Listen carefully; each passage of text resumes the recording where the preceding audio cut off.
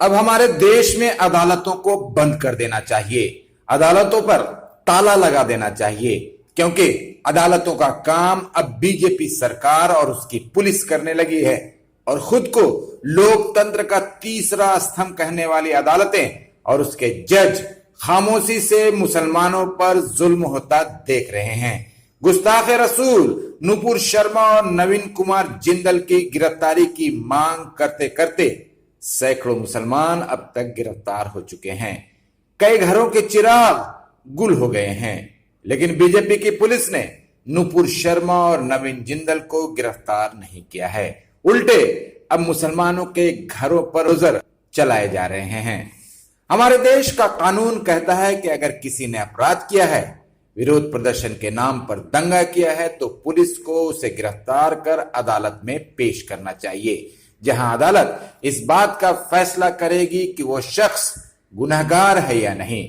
लेकिन अपनी आबादी के ताकत के नशे में चूर बीजेपी और उसकी पुलिस अब अदालतों का काम भी खुद ही कर रही है। नबी पाक सल्लल्लाहु अलैहि वसल्लम की शान में गुस्ताखी करने वाले बीजेपी नेताओं नुपुर शर्मा और नवीन कुमार जिंदल की गिरफ्तारी की मांग पर देश भर में मुसलमान विरोध प्रदर्शन कर रहे हैं। अपने रसूल की नामूस की हिफाजत के लिए सड़कों पर उतरे मुसलमानों पर कहीं गोलियां चलाई जा रही हैं, तो कहीं उन्हें गिरफ्तार कर पुलिस थानों में बेरहमी से पीटा जा रहा है। उत्तर प्रदेश की मुस्लिम दुश्मन योगी आदित्यनाथ की सरकार मुसलमानों पर जुल्म ढाने के लिए खुद ही अदालत और जज बन गई है। विरोध प्रदर्शन करने वाले सैकड़ों मुसलमानों को योगी की फिरका परस्त पुलिस गिरफ्तार कर चुकी है और अब उनके घरों पर बुलडोजर चलाए जा रहे हैं। सजा देने का काम अदालतों का है, लेकिन बीजेपी की सरकार और उसकी पुलिस ने यह जिम्मेदारी भी उठा ली है।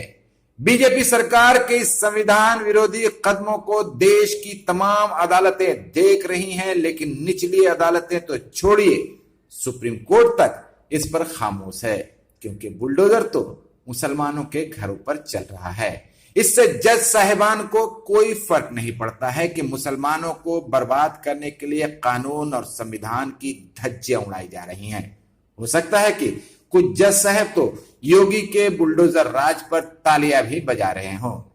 विरोध प्रदर्शन रोकने के नाम पर उन लोगों के घरों पर भी बुलडोजर चलाए जा रहे हैं जिनका जुमे के दिन हुए विरोध प्रदर्शन से कोई लेना देना नहीं था।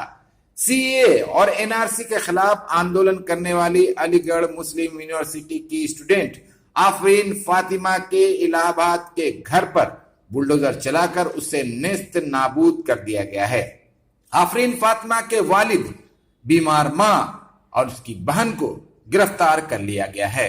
सीए और एनआरसी के खिलाफ आवाज बुलंद करने वालों पर अब नए मामले लाद कर बीजेपी बदला लेने की कोशिश कर रही है। मुसलमानों को डराने के लिए बुलडोजर को प्रतीक बनाया गया है। योगी के बुलडोजर राज पर हिंदुत्ववादी और गोदी मीडिया तालियां बजा रहे हैं, उनके चेहरे खिले हुए हैं।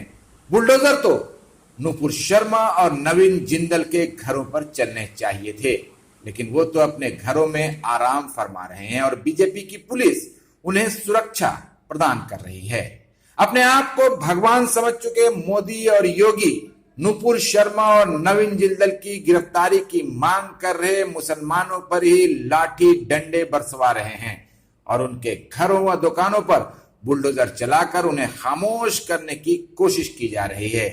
पर वो ये भूल गए हैं कि ये कौम बुलडोजर से डरने वाली नहीं है। अपनी कौम और अपने रसूल पाक सल्लल्लाहु अलैहि वसल्लम की नामूस की हिफाजत के लिए मुसलमान कोई भी कुर्बानी देने से पीछे नहीं हटेगा और न ही बीजेपी और उसकी पुलिस और उसके बुलडोजर से डरेगा।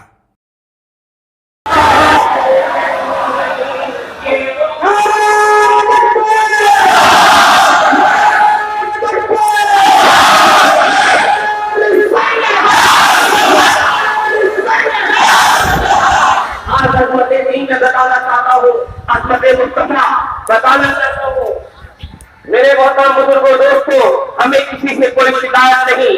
बस अगर बात हुजूर अकरम सल्लल्लाहु अलैहि वसल्लम की आएगी तो ये जमीन नहीं होती, आसमान नहीं